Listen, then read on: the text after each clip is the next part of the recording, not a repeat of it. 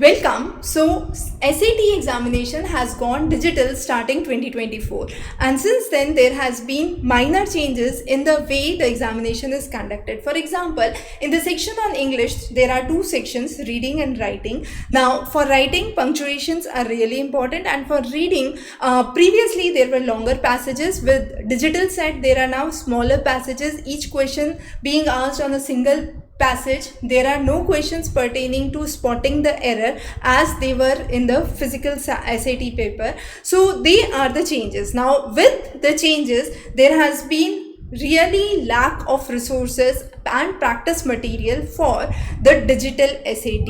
At this point of time, reading and writing becomes really important. So how can you actually practice on reading and writing? So there are 15 sets that we have provided. Now these tests are really moduled as per the real examination. So there are 27 questions in reading and 22 questions in the mathematics section. So reading and writing, 27 questions in each module.